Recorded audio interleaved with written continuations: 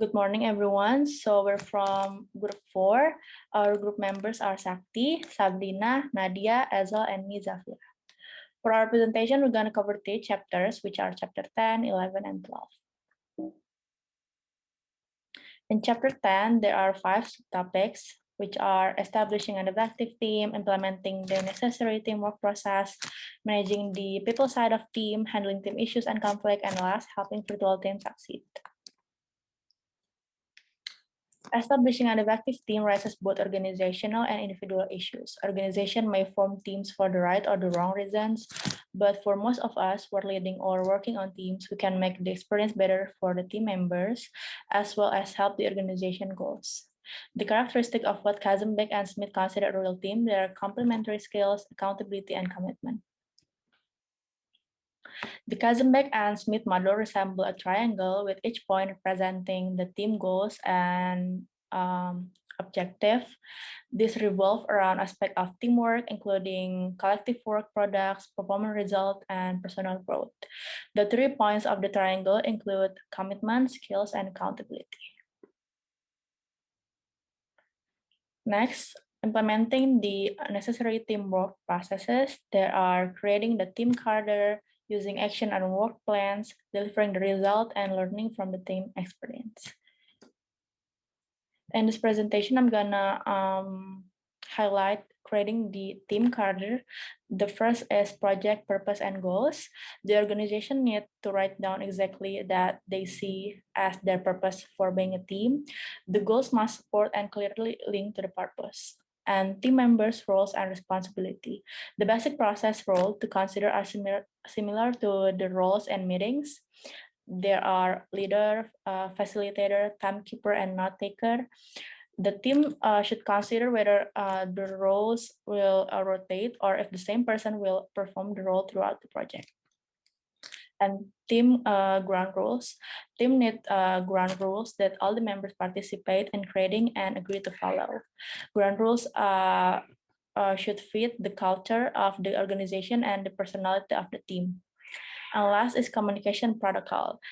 The team members should decide how they plan to communicate with each other on a regular basis. It can be with WhatsApp, email, Line, etc. All right, so now we've reached the second part, which is managing the people side of teams. What we need to know about this is that before any teams start to do any work, is that they need to have 5 informations needed during the first or few team meetings, which is about positions and responsibilities, team experiences, expectations, personality, as well as cultural differences. Let's see what these 5 mean actually.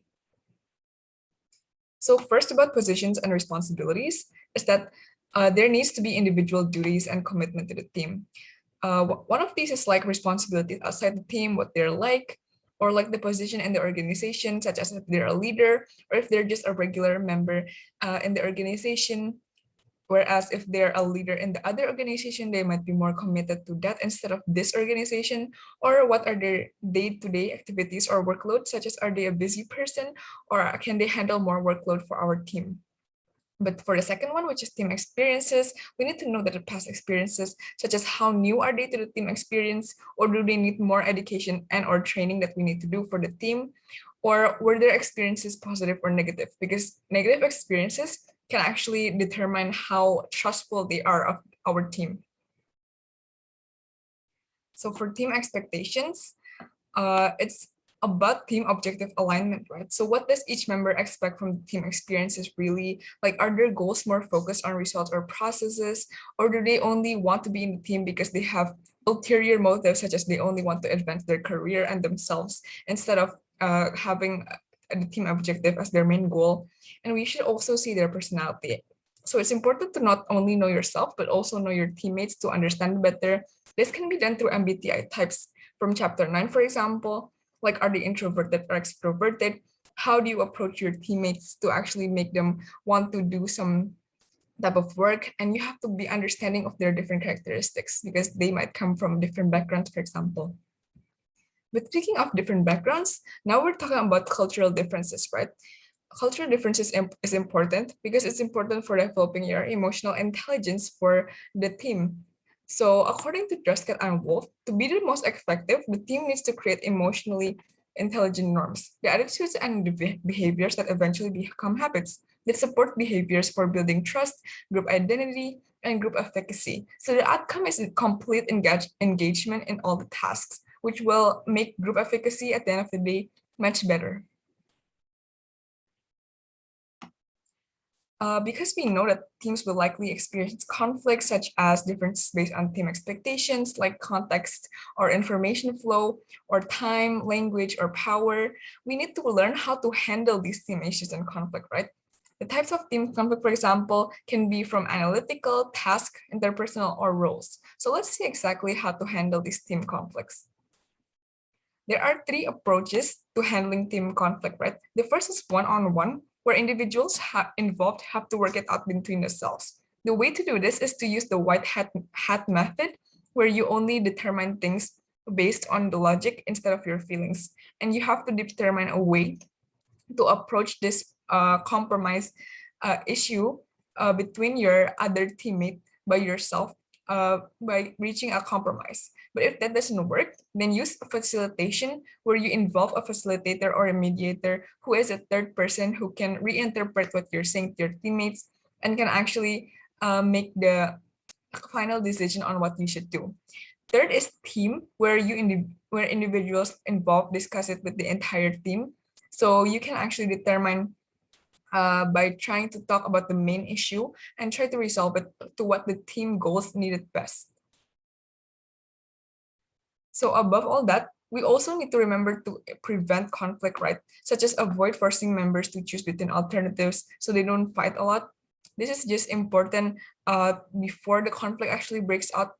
And you have to avoid becoming too independent on others to resolve team problems, such as try to resolve it yourself if you can, and try to think of a strategy yourself first.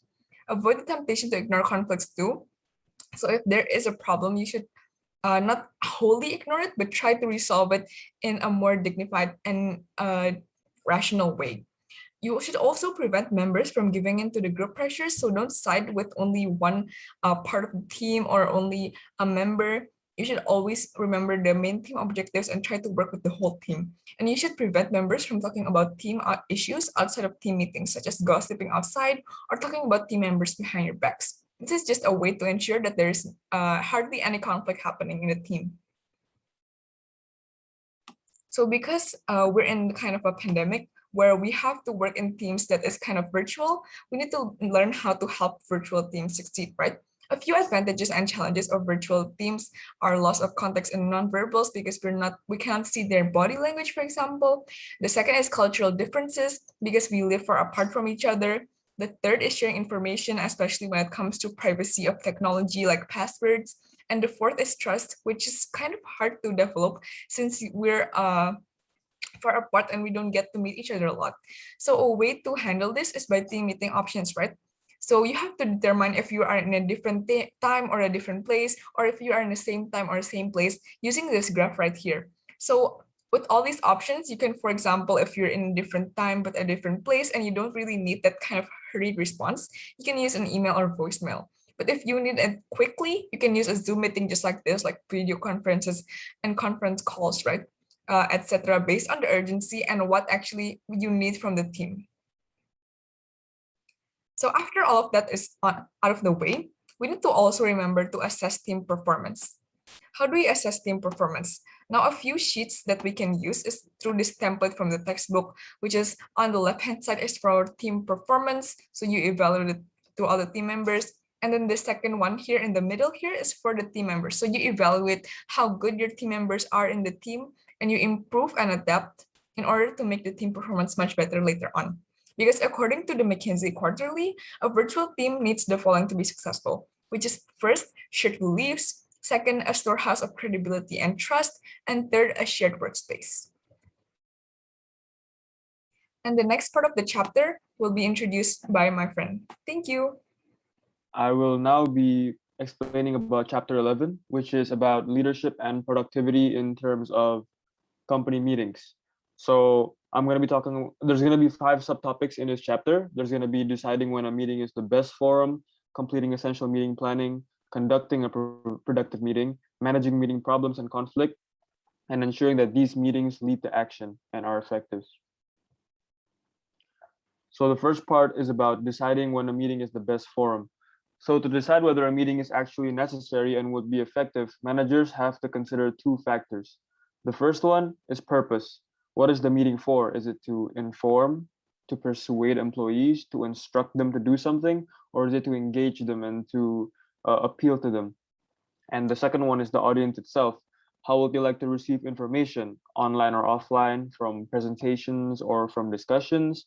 What is the culture of the organization? Is it strict? Is it flexible? And are most of the audience introverts or extroverts? This is actually more of an example where introverts, maybe they don't like frequent meetings, while extroverts, they might want to have meetings more often to have updates and catch up more with their colleagues. So managers must adjust to make sure that their employees are most comfortable with how often they have meetings and how they conduct their meetings. The next part is completing the meeting planning. So to ensure that these meetings are productive, managers must ask these questions and take action based on these questions. So here are listed the questions that managers have to consider and the corresponding answers towards those questions. So for example, what are the purpose and expected outcome of the meeting? So the managers have to clarify that in the action that they have to take. They have to establish during the beginning of the meeting what it is that they're trying to achieve and what they're trying to inform or to instruct or to persuade. And there's these questions are on a list. What should be included on the agenda? Who should attend? Employees maybe, or the board of directors as well. What is the best time and place, online or offline, in the office? And what time of day to make everyone the most comfortable they can be during the meeting? And what information is needed. So by this is what information would be needed to be included in a meeting. For example, managers may want to research regarding some information, some statistics, maybe to persuade employees or to get their message across more effectively.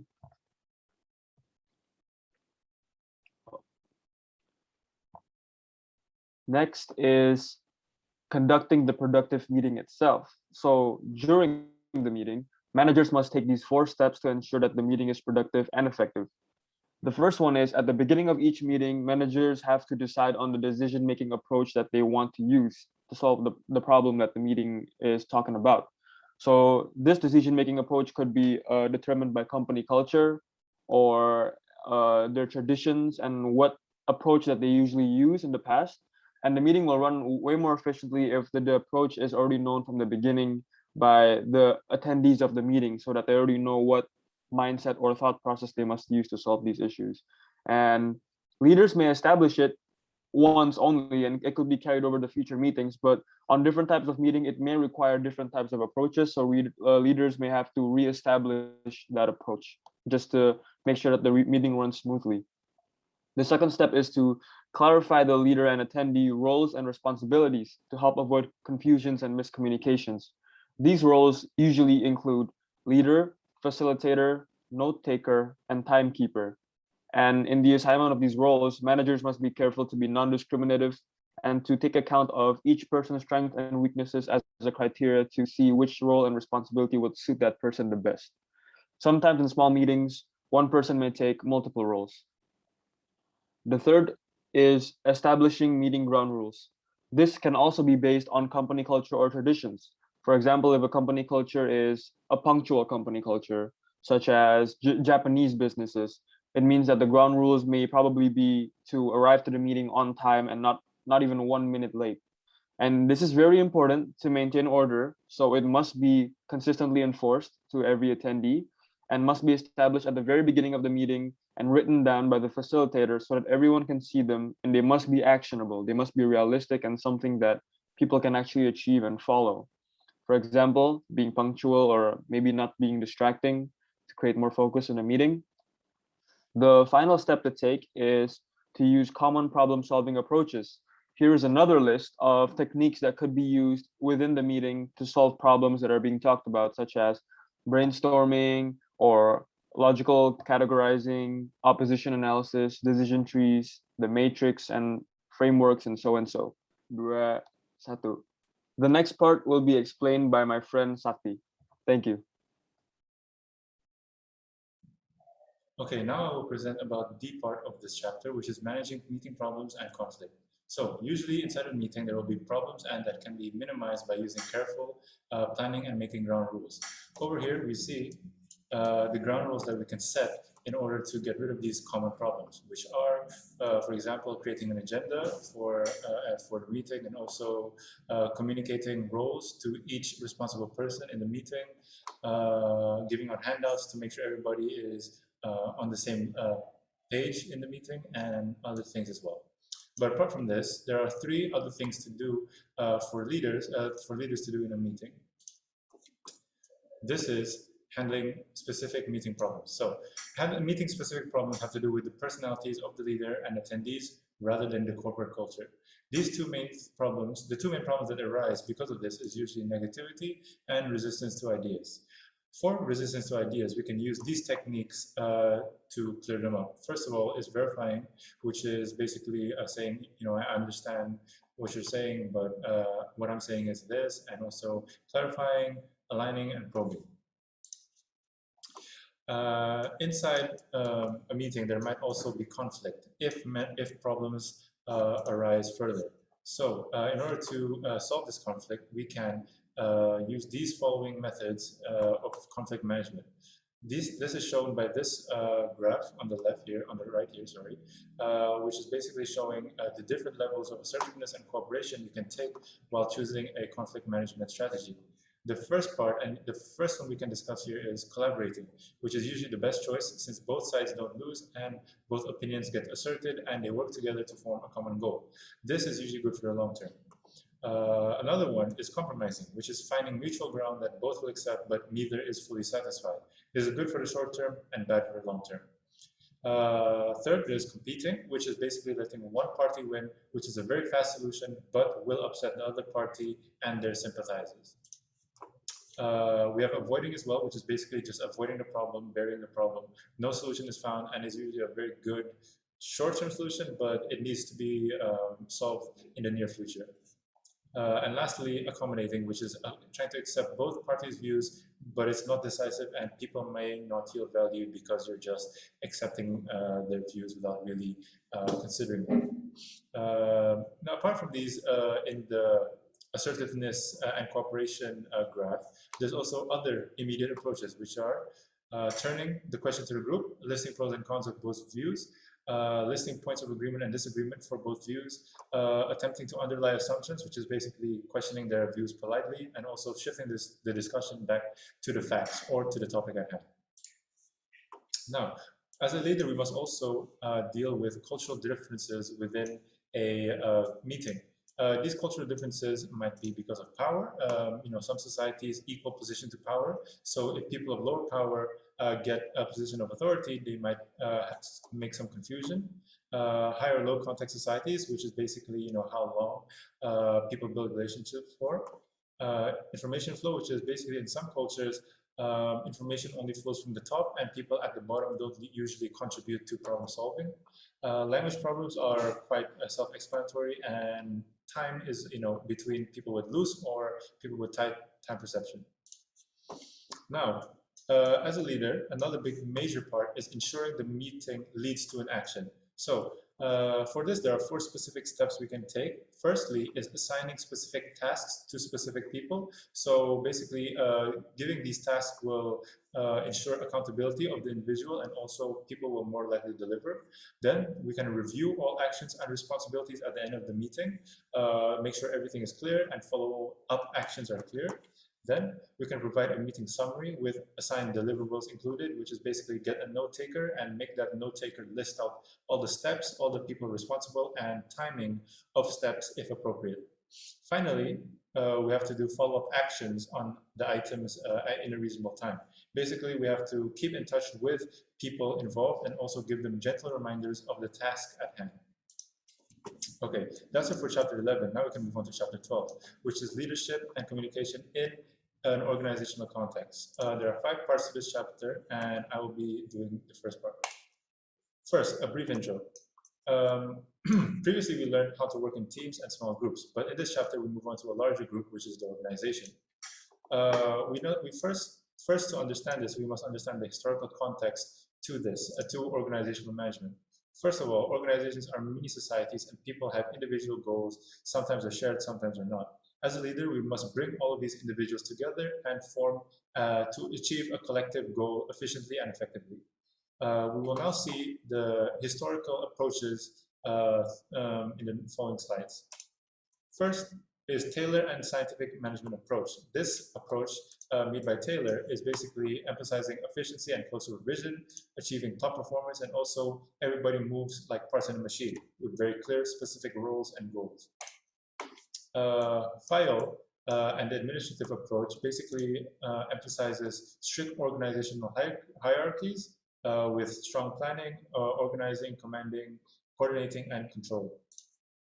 And then finally, Max Weber has the bureaucratic approach, which basically is individuals who follow rules and perform well are rewarded accordingly, and control is central. Control is the central source of power. In order to get this control, you must have one of three types of authority, according to him.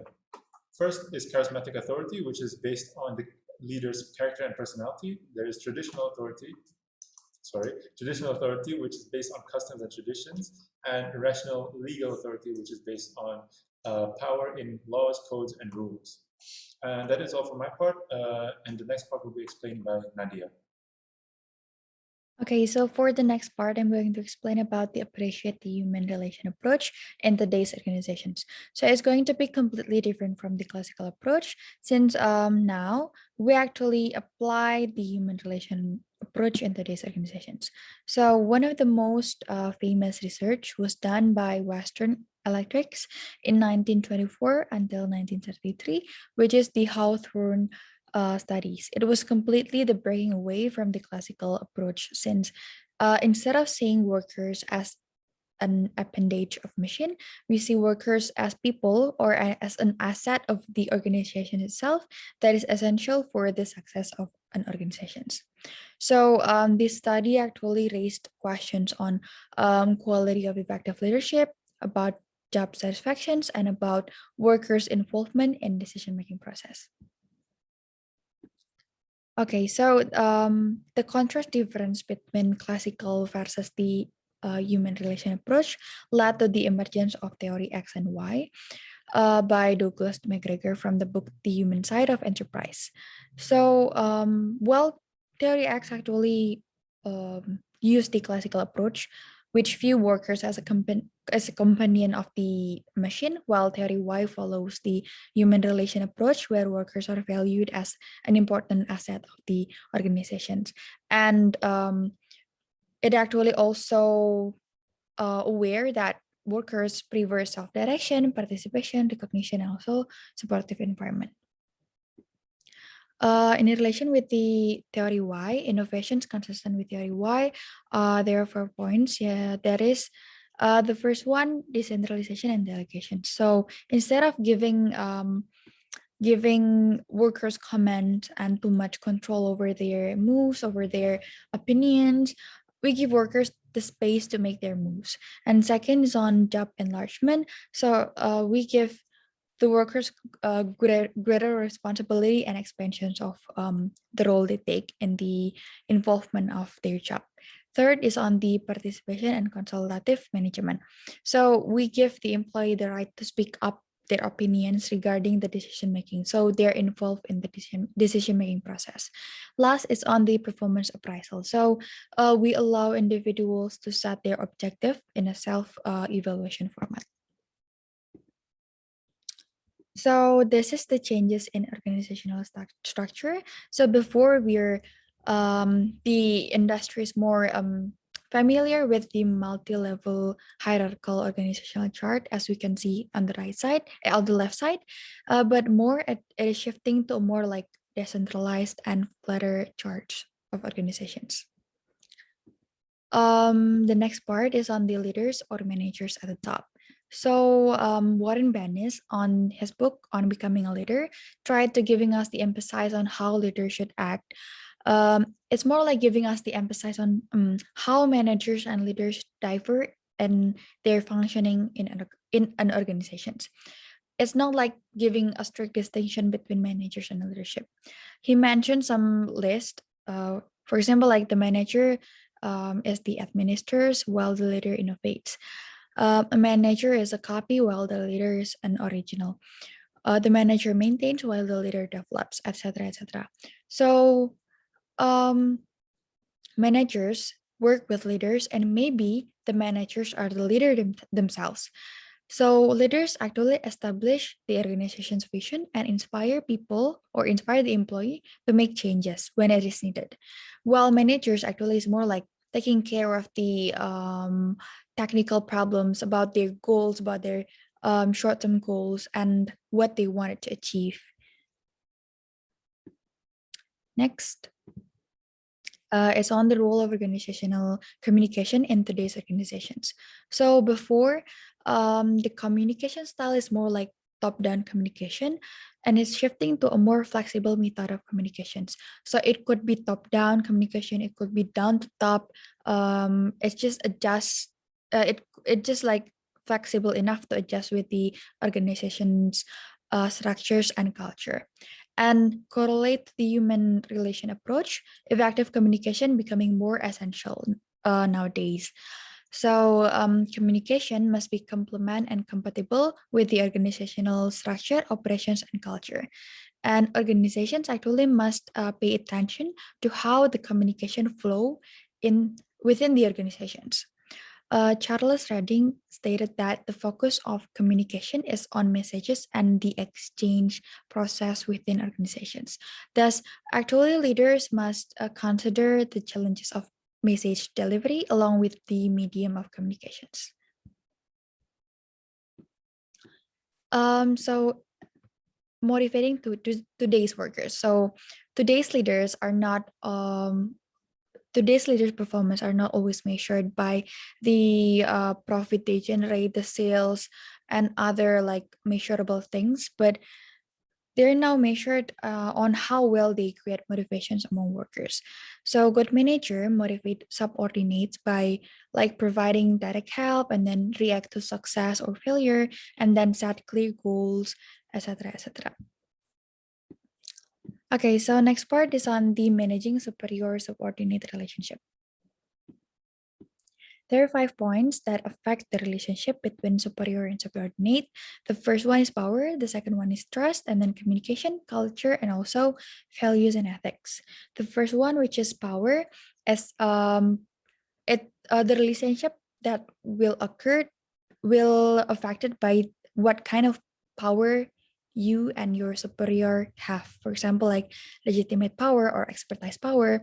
Legitimate when you have different job status, and then expertise power when you have a different experience, etc., etc. And then on trust, from the perspective of subordinate, you have to build the supervisor's trust and develop positive ethos by communicating effectively, by being disciplined, by giving positive energy. And third is on the communications. You have to make two-way communication to create an effective communications. And then you have to match the style of communications that you can understand well what you're discussing with your partner. And then culture. You have to adjust the relationship style based on the organizational culture. For example, like if your company is flexible and it is like more fun, then you can use informal language with your superior, for example. But if your company is like more strict, then you have to adjust with the culture. And last one is on the value and ethics. You have to behave ethically and also do not violate any individuals and organizational values. Okay, it's about the mentoring and being mentored. So employees development and management succession are actually the supervisor's responsibility. We have to, as a supervisor, we have to establish a good mentoring program for the subordinates and build a healthy and supportive relations. And the last one is about delivering and receiving feedback. So we have to provide constructive feedback as the key in leadership communication skill. We have to establish a good communication with constructive feedback, including both praise and criticism. So the praise and criticism are included in the way you give feedback to people. So here is the model to structure a feedback session. You can use the GROW model, which is goal, reality, options, and wrap up, as you can see on the screen. That's it for me. The next part would be explained by my colleague. As with any important communication activity, before we head out to participate in a professional event, we need to be prepared. It helps to know something about the organization and the usual participant. And it also helps if we have prepared and practiced our own brief speech. We should walk into any professional event ready to deliver our 1-minute introduction. So what is it? So it is a crisp, concise overview of our position and our organization if unknown to listener. And why is it important? Because it demonstrates our professionalism and pride in what we do. And when is it used? Usually, it can be used at professional conferences, internal meetings, and other networking events. And is it always the same? The answer is no, because we can adjust it to the event and the listener. And sadly, we've arrived at the last slide of the presentation. Feel free to ask any question, and thank you very much.